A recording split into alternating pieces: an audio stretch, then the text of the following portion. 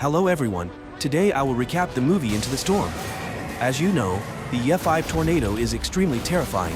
It is like an apocalyptic disaster, with winds that can reach 500 kilometers per hour. Wherever it passes, only ruins remain. However, there are many ways to form such a devastating storm, and the approach in today's movie is very special. It is formed from dozens of small tornadoes combined, including a fire tornado. Let's see how cruel Mother Nature can be when she gets angry. Please follow along with today's recap. The movie begins with 4 students parking their cars on the street.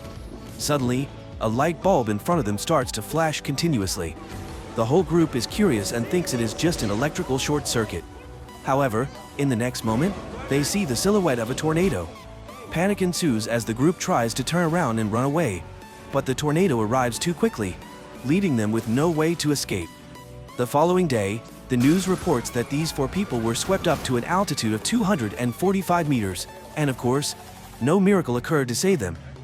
Meanwhile, a manager takes his team out to chase tornadoes, intending to make a documentary and post it on YouTube to earn money. However, they haven't filmed any storms in a year. If this continues, it will be difficult to sustain their livelihoods. Feeling frustrated, he asks his team when they will be able to determine the location of the next storm. Although she knows her boss is very frustrated, Allison listens reluctantly. At this moment, they receive a signal from the National Weather Service indicating that a new storm is forming 300 miles north. Meanwhile, Lil Donnie is in his room making a video titled 25 Years Later. His father, Gary Fuller, is the vice principal of Silverton School. He is so busy with work that he doesn't have much time for his 2 sons, which leaves the older son feeling very unhappy. Nearby, 2 young men are filming to become YouTubers, specializing in exploration and adventure topics. One of the group was driving an off-road vehicle, and the rest of the group burned kerosene on the lake. After their challenge, the vehicle crashes into the lake, and they are excitedly shouting, believing that this video will eventually reach 1 million views. However, the homeowner comes out and kicks them all off her property for daring to destroy her swimming pool. Meanwhile, Pete, a storm chaser, introduces his armored car. It is equipped with cameras around the body, bulletproof windows, and 4mm thick steel, allowing it to withstand terrible conditions where wind speeds of 275 kilometers per hour cannot defeat this monster. Notably, it also has a fortress on the roof equipped with a camera to film the eye of the storm, something that only God could see. Gary's 2 sons are responsible for filming the graduation ceremony today. At this moment, they witness the girl Donnie like being forced by her teacher to redo her graduation project because her file was damaged. Donnie promises to help her complete the project, which moves Caitlin. The only unfortunate part is that Trey has to shoulder the responsibility at school alone. When filming a construction worker, the worker said, "You guys try to study hard and get good grades, otherwise you'll have to stay here digging the ground to make a living." This made the workers in the back very surprised. Then Trey went to interview an old man sitting with a dog. Trey asked, "What would you say to 25 years from now?" The old man replies, "Oh, I hope I live to see that." After carefully checking the camera angles, Trey finds himself handling all 3 cameras alone, which makes Gary, their father, worry. Meanwhile, Donnie continues to work hard to help Caitlin. On the other hand, the female lead, Allison, is so busy chasing storms that she misses her daughter's birthday party, which hurts her. Shortly after, as she predicted, a large hailstorm hits their town, confirming that a storm is indeed forming. They immediately head toward the area where the black clouds are rolling in, hoping to see a tornado develop from there. Just as they anticipated, a tornado drops from the sky and touches down, forming a pillar. It sweeps away trees and everything else in its path. At the same time, the graduation ceremony for the Silverton students is taking place, and the storm arrives at this location with rain and strong winds, blowing away tables and chairs. Nearby, a few young people were also present, taking advantage of this opportunity to become famous. Team leader Pete was driving to follow the storm. He ran forward to block the tornado, and then used specialized equipment to secure the car to the road. This time, they hoped to film the eye of the storm, something no one had ever dared to do before. Their motivation was partly their passion, and partly the money they would earn from the video. They could only close their eyes and wait for the tornado to sweep by. However, this tornado only approached their car and then veered off in another direction. At that moment, The whole group did not understand why the storm had suddenly disappeared. After the storm passed the storm hunters, it headed straight for Silverton School. While his father was evacuating the students, Trey was engrossed in filming a video. Suddenly, a tree flew straight into the gate, shocking him as he saw the giant tornado. The group of students immediately ran away in a panic. Vice Principal Gary evacuated the students to the lobby and sat down on the ground, instructing them to lower their heads and hold onto each other tightly. Immediately after that, the tornado swept straight into the building. The wind was so strong that it tore the lockers apart, and some people were even blown away a considerable distance. Fortunately, the tornado came quickly and left quickly, causing minimal damage. Afterward, Gary picked up the phone and called his son Donnie. However, Donnie was afraid of being scolded by his father and did not dare to answer. Gary borrowed Trey's phone to call Donnie, warning him not to go outside because the storm was approaching. In the middle of the conversation, the phone signal was lost. Before they could comprehend what was happening, the storm had already reached the abandoned factory. As soon as Gary finished speaking, the tornado blew off the roof. Before they could do anything, they were buried under bricks and debris. At the high school, Gary's father went outside and witnessed the terrible scene, while the news reported the damage caused by the storm. However, that was just the beginning, as another storm had just formed not far away. Pete's group had to stop after traveling a short distance because they were blocked by a high-voltage power pole that had fallen across the road. Allison reported to the team leader that a new storm was about to hit the city. Pete was excited and urged the whole team to chase the storm toward the collapsed paper mill. Donnie was lucky to be unharmed, but his girlfriend had a slight pain in her leg. Donnie carefully bandaged the girl's wound. His father was so impatient that he drove with his youngest son to find his son. After traveling a short distance, they encountered a severe tornado blocking the road. Gary got out to look for survivors, discovering that these people were all his neighbors. An elderly man was trapped by a seatbelt, and Trey handed his knife to Gary to cut the belt. Gary helped the man out along with some other young men, and afterward, Trey's father confiscated Trey's knife. Team P arrived at the town of Silverton. They met the two mischievous young men again, wanting to advise them to find a safe shelter. Before he could finish his sentence, a tornado appeared but quickly dissipated. Allison knew that this weather would not end so easily. Just as she thought, a tornado twice as strong as the previous one appeared, immediately demonstrating its destructive power as it touched down, instantly blowing away a row of houses. Trey and his father had just run to the area affected by the storm, when their car was blown to the side of the road by the tornado. With no other option, they ran into a nearby house. But before Gary could get inside, a car blocked the entrance. Nearby, Allison was also blown out of the armored car. Luckily, Gary ran over in time to grab her hand, and a moment later, the storm dissipated. Now the only car of Gary, and his was also broken. Allison knew that the person who saved her was going to the abandoned factory in the north. Seeing that the father and son were going the same way as her, Allison convinced her boss to let Gary go with her. When Mr. Pete saw Trey holding a camera, he told him, "Hey kid, keep filming a lot. After this, I will pay you $3,000 for everything you film." Obviously, Trey could not refuse. As for Donnie and his girlfriend at the paper factory, after a moment of silence, water started leaking from somewhere, madly flowing toward them. Meanwhile, the two mischievous young men were still trying to capture their dangerous footage. Pete's team was also on their way to the abandoned factory, when the rain and lightning became more intense.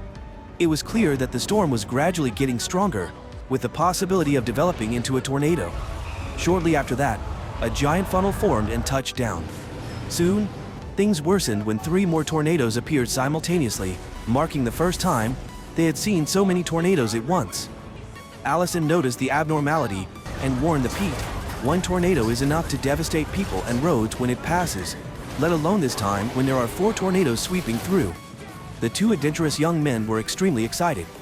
They had no idea what danger was, and were still dreaming about their potential fame, when the tornado approached and swept them into its vortex. The truck waiting for Allison and Gary was struck by the tornado, because it was not equipped with modern anti-electric equipment like Pete's car. Very quickly, they were blown over onto the side of the road. The tornado also destroyed an oil tanker, causing oil to leak everywhere. Combined with the fallen electric pole, the impact of the tornado caused the fire to flare up, creating a fire tornado. Allison's boss turned around to rescue the group of people with her. At this moment, another tornado was chasing them, and a fallen tree blocked their path. As soon as they ran to one side, the tornado on that side was frantically sucking in the fire, amplifying its destructive power. Jacob, a member of the team, was captivated by the scene and stayed behind to take out his camera to record. Not knowing that death was waiting to pounce on him, the tornado grew stronger and sucked his camera away. Jacob even wanted to run closer to get the camera back, but this action cost him his life. The fire tornado engulfed the young man, and a few seconds later, he was seen burning and lifted off the ground. Allison wanted to go rescue her colleague, but was promptly pulled into the church by Gary. Finally, the storm passed, and they lost a colleague forever. However, all the boss cared about was the footage they had filmed. Allison was extremely dissatisfied and scolded the boss directly. A fellow team member stood up to calm the situation. He would stay behind to contact Jacob's family, while Allison would go with Gary to help his son. At the paper mill, the water continued to pour in, but fortunately, Donnie's phone showed a signal. He immediately sent a distress message to his father, informing him of their urgent situation and how it would be difficult to hold on for long. On the way, Gary met a truck taking shelter. The driver said that the factory had collapsed. In desperation, Gary opened his phone to check and was lucky to receive a distress message from his son, Donnie. Regaining his confidence, he sped toward the abandoned factory. A moment later, Gary and the others arrived at the abandoned house, but there was no response. Allison noticed that the place was flooded, indicating that they were likely trapped under a drain pipe. They quickly found the young couple's crash site, but the iron bar was too large to clear the passage above. In a moment of crisis, Trey drove the car and knocked the iron bar aside. However, this caused another piece of iron to press against Donnie's leg, preventing him from rising to the surface. After rescuing Donnie's girlfriend, the father jumped down to find his son. However, the iron bar got stuck. He had to go back up and take a knife to cut the rope that tied the iron bar in order to rescue Donnie. Unfortunately, because he had been underwater for a while, Donnie had drowned and was no longer breathing. Gary tried to give him CPR. Thanks to the love of a father and his best efforts, he finally saved Donnie from the hands of death. Soon after, Pete returned to them. However, what he needed were the hard drives they have recorded. This place was about to experience a new storm, and the media had already begun to notice the horror of the impending disaster. This time, there were only 2 tornadoes, but their size and destructive power were no less than that of an apocalypse, and their direction was toward the town of Silverton. However, that was just the beginning. Soon after, these 2 tornadoes merged into one. Inside the funnel, the wind speed could reach 480 kilometers per hour, categorizing it as an EF5 tornado, the biggest tornado they had ever seen in their lives. Wherever it passed, it left nothing but flat land. Silverton High School would be the next place it passed through. Vice Principal Gary immediately remembered that the alarm device was broken, meaning the students at the school would not know about the impending danger. He had no choice but to return to the school to evacuate the students immediately. Initially, the principal did not agree, but after hearing Allison's professional explanation, he was completely convinced. The students were immediately put on buses, and they left as quickly as possible. The storm was closely following them, and less than a few minutes after the convoy departed, the EF5 tornado destroyed their school. After running for a while, a high-voltage power pole fell across the road. In this emergency situation, they had no choice but to turn around and take another route. However, the storm moved too quickly, forcing them to find a safe place to hide. Donnie chose a nearby sewer because it was a spot where he often hid to film videos in his spare time. Unfortunately, the entrance was blocked by a large iron grate. They could only use a crowbar to pry open the sewer cover and get in. Immediately after that, a car was blown away by the wind and crashed into the bus. Luckily, everyone managed to get inside safely before the giant tornado could sweep everything away. The next second, the storm brought large planes from the local airport, along with grains of sand before the terrible storm. Suddenly, a truck was sucked into the air by the storm. After somersaulting in the air, it fell right into the sewer, severely damaging the iron grate and causing the iron cover on top to pop off. Realizing that if the storm passed by them, there would definitely be no survivors, Pete volunteered to drive outside to block the iron gate. He handed the tape to Allison and told her that if anything happened to him, she should finish it for him. Above them, the tornado was very close. Pete was hit by a flying object but still tried to get into the car. Below, the suction was so strong that a man was blown away, and Allison was also thrown away from everyone. At the moment of danger, Titus managed to stop the iron grate in time, saving the female lead from certain doom. Pete started the device to secure the car to the ground, but the wind speed had now exceeded 500 kilometers per hour. They had to use a winch to hook it to the truck at the other end of the culvert, hoping that the storm would pass soon. Pete had been waiting for this moment all his life. He climbed up the observation tower, tightened his seat belt, and began filming, feeling the Grim Reaper approaching him. At the moment, Titus's car promptly blocked the iron net, saving the female lead from death. But Mr. Pete announced that they were now in the eye of the storm. Soon, the terrifying feeling would return, but this time, the tornado was many times stronger than before. Pete's armored car was constantly being thrown up and down. Finally, it couldn't withstand the force any longer and was blown into the air. The wind was so strong that it caused the people inside the sewer to fall over. Gary was sucked up through the manhole, but tried his best to hold on and refused to let go. Pete sat inside the Titus, which was being lifted by the tornado. He was right in a storm. In a flash, he flew through the clouds and saw the most beautiful light he had ever encountered in his life. The next second, reality pulled him back. The Titus was nosediving without brakes and falling freely. A few seconds later, the armored car crashed straight down to the ground. Finally, the storm dissipated, and everyone in the sewer was lucky to escape. The father returned the knife to Trey because, thanks to it, he was able to save his loved ones. The F5 tornado, at that time, was considered the strongest tornado in history.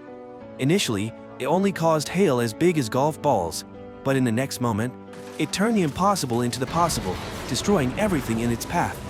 The 25th anniversary of Silverton High School ended with the emotions of those who experienced this catastrophic event. Live and feel each day, and after the rain, the sky will be bright again. No matter how difficult it is, you must move on.